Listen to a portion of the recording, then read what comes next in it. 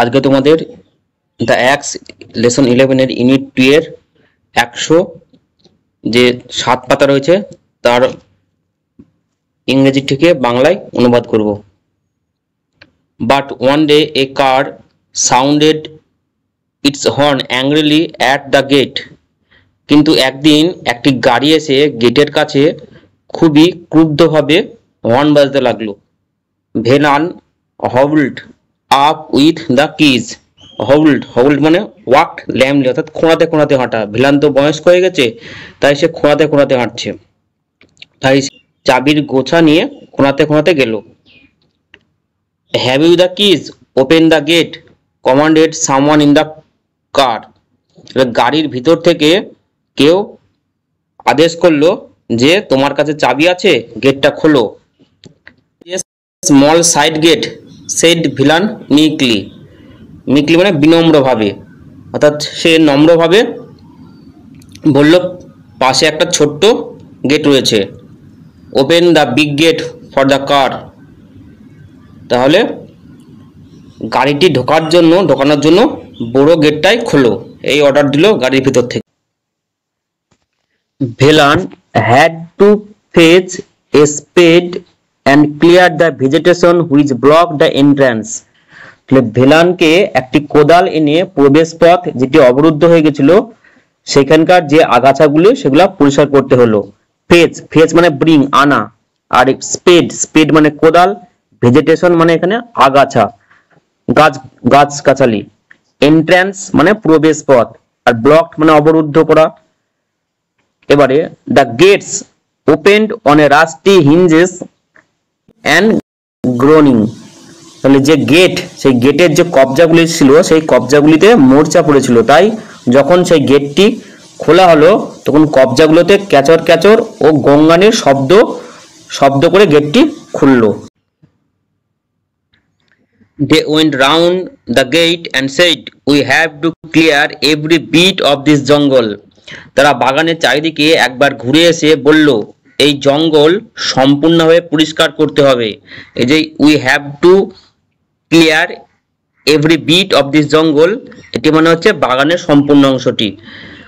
All this will have to go, some mighty person looked Velan up and down and said, you are the gardener I suppose. এইসব ছেটে ফেলতে হবে, একজন বলিষ্ঠ ব্যক্তি এটি বললেন এবং ভেলানের দিকে তাকালেন, পা থেকে মাথা পর্যন্ত তাকালেন, তাকে বললেন তুমি বাগানের মালিক তাই তো? I suppose. You have not much use for a garden now. আমাদের এখন বাগানের খুব একটা দরকার নেই। All the trees except half a dozen on the very boundary of the property will have to go. সম্পত্তি সীমানার চারিদিকে গোটা কয়েক গাছ ছাড়া বাকি সব কেটে ফেলতে হবে। প্রপার্টি মানে সম্পত্তি, বাউন্ডারি মানে সীমানা, আর এখানে এক্সেপ্ট দেওয়া আছে, তাহলে এক্সেপ্ট মানে হচ্ছে এখানে ছাড়াও, ব্যতীত। A week later one of the sons of his old master came and told Velan, you will have to go back to your village, old fellow. তাহলে এক সপ্তাহ পরে ভেলানের আগেকার মালিকের এক ছেলে এসে বলল এই যে বুড়ো লোকটা, তোমাকে তোমার গ্রামে ফিরে যেতে হবে। এই যে এখানে হ্যাভ টু বলা হচ্ছে, হ্যাভ টু কথাটা ব্যবহৃত হয় কি বাধ্যতামূলক অর্থে। The house is sold to a company. বাড়িটি বিক্রি করে দেওয়া হয়েছে একটি কোম্পানিকে। They are not going to have a garden. তারা আর বাগান রাখতে চায় না।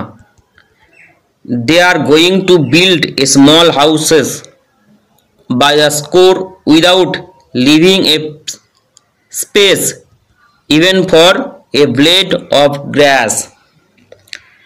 একটা ঘাস গজানো জায়গা ফেলে না রেখে তারা এখানে অনেকগুলি ছোট ছোট বাড়ি তৈরি করতে চায়। তার মানে সম্পূর্ণ বাগানটিকে তারা এখানে কেটে এখানে তারা ছোট ছোট বাড়ি তৈরি করবে ফ্ল্যাট টাইপের। স্কোর, স্কোর অর্থাৎ এখানে তোমাদের যেটা দেওয়া রয়েছে 20। There was much bustle and activity, much coming and going। তাহলে সেখানে শুরু হলো অনেক ব্যস্ততা এবং কাজকর্ম। বাসল, বাসল মানে হচ্ছে ব্যস্ততা, বিজি মুভমেন্ট, অ্যাক্টিভিটি কাজকর্ম। তাহলে যেহেতু সেখানে গাছ কাটাকাটি শুরু হয়ে গেছে তাই ব্যস্ততা এবং কাজকর্মে পরিপূর্ণ। And Velan retired to his old hut. আর ভেলান তার পুরনো কুঁড়ে ঘরে থাকতে চলে গেল। হোয়েন হি ফেল্ট টায়ার্ড, যখন সে ক্লান্ত অনুভব করলো। হি লে ডাউন অ্যান্ড স্লিপড, সে ঘুমিয়ে পড়ল। At other times he went round the garden and stood gazing at his plants. এবং অন্য সময়ে সে বাগানটির চারিদিকে ঘুরতো, ঘুরে এক দৃষ্টিতে তাকিয়ে তাকিয়ে সেই গাছগুলিকে দেখতো। গেজিং, গেজ থেকে এসেছে এই গেজিং শব্দটি, GAJD মানে এক দৃষ্টিতে তাকিয়ে থাকা।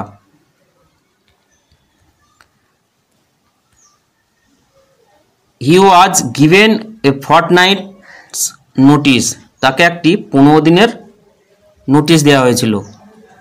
Every moment of it seem to be precious, প্রতিটি মুহূর্ত তার কাছে মূল্যবান হয়ে উঠেছিল। প্রেসাস মানে মূল্যবান। He would have stayed till the last second with his plants, শেষ মুহূর্ত পর্যন্ত সে তার বাগানের সঙ্গে থাকতে পারত। The sound axe which startled him out of his afternoon nap, ওই যে কুড়োলের যে শক্ত আঘাত তার দুপুরের ঘুম ভেঙে দিয়েছিল। ন্যাপ, NAP, ন্যাপ, ন্যাপ মানে হচ্ছে ছোট্ট ঘুম, যে ঘুমটা আমরা দুপুরবেলায় ঘুমোই। It was just 2 days after he was given notice, এই ঘটনাটি কবে ঘটেছিল? যে নোটিশ যেদিন দিয়েছিল তার 2 দিন পরে। দ্য ডাল noise of A blade meeting a tough surface reached his years, তাহলে শক্ত কোনো জিনিসে ব্লেড দিয়ে ঘষার যে ঘ্যাঁস ঘ্যাঁস শব্দ তার কানে এলো। He got up and rushed out, সে উঠে পড়লো এবং দৌড়ে বেরিয়ে গেল। গট আপ, গেট আপ থেকে এসেছে, এটা ফ্রেজাল ভার্ব মানে উঠে পড়া, আর রাশ আউট মানে বেরিয়ে যাওয়া, ছুটে যাওয়া। তো 107 পাতায় পর্যন্ত তোমাদের আজকে ইংরেজি থেকে বাংলা অনুবাদ রইল। এর পরের ভিডিওতে 108 পাতায় ইংরেজি থেকে বাংলা অনুবাদ করব।